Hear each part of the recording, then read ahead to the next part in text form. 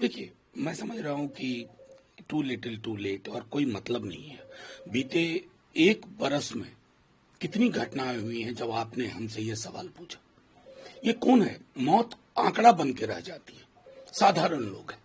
मतलब इस देश में भीड़ बुलाना सबसे आसान है, लेकिन आपके पास भीड़ प्रबंधन का ना तो ऑर्गेनाइजर्स को और ना पुलिस सिस्टम को, प्रशासन को। क्या है ना, 2 दिन चर्चा होगी, आप सवाल पूछेंगे, कटघरे में लोग को खड़ा किया जाएगा, तीसरे दिन हम बिसरा देंगे, आगे बढ़ जाएंगे। रहा है कि पब्लिश होगा, चूंकि इसको लेकर आरजेडी की तरफ से और तमाम विपक्ष की तरफ से आपत्ति था कि SIR के जरिए नहीं, जो आपत्ति वोटर हैं उनको नाम काटा देखिए, आपत्ति सड़कों पर भी थी, गांव गलियों में थी, और आपत्ति माननीय सर्वोच्च न्यायालय में भी दर्ज हुई। और माननीय सर्वोच्च न्यायालय की आखिरी सुनवाई की जो टिप्पणी है कि इलेक्टोरल रोल फाइनल पब्लिश होने के बाद भी अगर उसमें विसंगतियां होंगी तो बहुत सख्त रुख सर्वोच्च न्यायालय उस पर अख्तियार करेगा। कई जगह से सूचनाएं मिल रही हैं कि गांव के गांव में, बूथ के बूथ में लोगों के नाम नहीं है, उनके पास दस्तावेज भी हो सकता है निचले स्तर पर प्रशासन से कोई गलती हुई हो, लेकिन फाइनल जो ड्राफ्ट रोल आ भी रहा है उसको भी बाकायदा स्क्रूटनी होगी और मतदाता स्क्रूटनाइज करेंगे। इन सब के बीच चाहे महागठबंधन हो या एनडीए हो, उसमें सीटों के बंटवारे को लेकर भी बातचीत की प्रक्रिया चल रही है। आपकी महागठबंधन में लेफ्ट पार्टी ने कहा है कि हमको 75 सीट चाहिए। देखिए, कोई भी पॉलिटिकल पार्टी नेगोशिएशन टेबल पे आने से पूर्व अपने फुटप्रिंट को मैक्सिमाइज करना चाहते हैं, लेकिन उन्हें भी रियलिटी का अंदाजा है। उनको पता है कि महागठबंधन के समक्ष सबसे बड़ी चुनौती क्या है। इंडिविजुअल पार्टीज का फुटप्रिंट बढ़े या बिहार में बदलाव सुनिश्चित हो, और दोनों में सबको ये पता है कि विनेबिलिटी फैक्टर होगी। जाहिर है, जब एक बार फाइनल स्टेज पे टेबल पे बैठेंगे तो गिव एंड टेक की प्रक्रिया में सारी चीजें हल कर ली जाएंगी। उससे पूर्व पूर्वानुमान के लिए, डिबेट के लिए ये सारी चीजें सिर्फ हुआ करती हैं। और प्रधानमंत्री वो तो अलग बात करते हैं, लेकिन जो बीजेपी का गुड गवर्नेंस है, इसके वजह से हर परिवार के, हर घर के लोगों को सेविंग हो रहा है। जीएसटी मणिपुर से पूछा था क्या प्रधानमंत्री जी ने?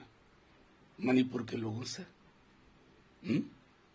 बिहार में जाकर के पूछा कि गुजरात को जो नजर देते हो आप सर, वो बिहार को क्यों नहीं मिलती है? पूंजी गुजरात में लगाओगे और आग्रह करोगे कि ट्रेन पकड़ पकड़ के आओ गुजरात, नौकरी करो। ये दोरंगा व्यवहार है। और मैं प्रधानमंत्री जी से तो अब शिकायत भी नहीं करना चाहता, क्योंकि मुझे अपने प्रधानमंत्री ही नहीं दिखते। कल भी जो प्रधानमंत्री जी का, मैं क्या उनसे शिकायत करूं? क्रिकेट मैच को लेकर के उन्होंने बराबर कर दिया हमारी सेना के शौर्य को और एक बाजार के तमाशे को। खेल बाजार का तमाशा इन दिनों है।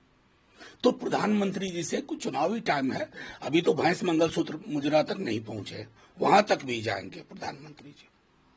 और लेह की अपनी डिमांड रखी है कि जो 4 प्रोटेस्टर मारे गए थे उनके पहले जांच। देखिए, मैं तो सीधा कहता हूं कि प्रधानमंत्री जी और उनकी टीम को क्या ही हम कहें कि देश के सबसे शांतिपूर्ण इलाके में आपने अशांति फैला दी।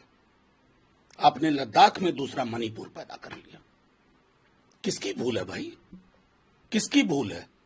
सेल्फ डिक्लेयर्ड चाणक्य की भूल है या प्रधानमंत्री जी के पूरे वैश्विक दर्शन की भूल है?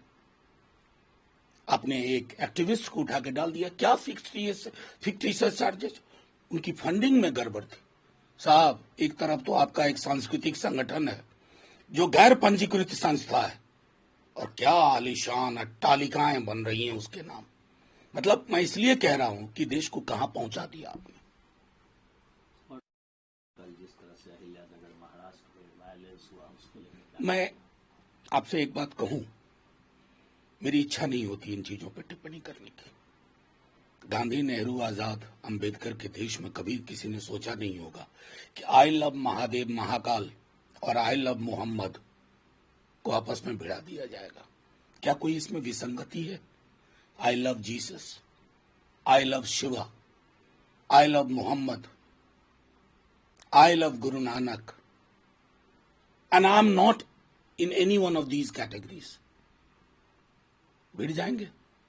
ये मैं समझता हूं कि डॉग विसिल पॉलिटिक्स करके समाज में जहर बो करके आपने इस देश को इस मुकाम पे पहुंचा दिया। मैं तो सोचता हूं दुनिया क्या सोच रही होगी कि बाकी देश आगे की यात्रा कर रहे हैं, हम उल्टे पांव की यात्रा कर रहे हैं, और उल्टे पांव की यात्रा में खाई और कुआं ही मिलता है, कुछ नहीं।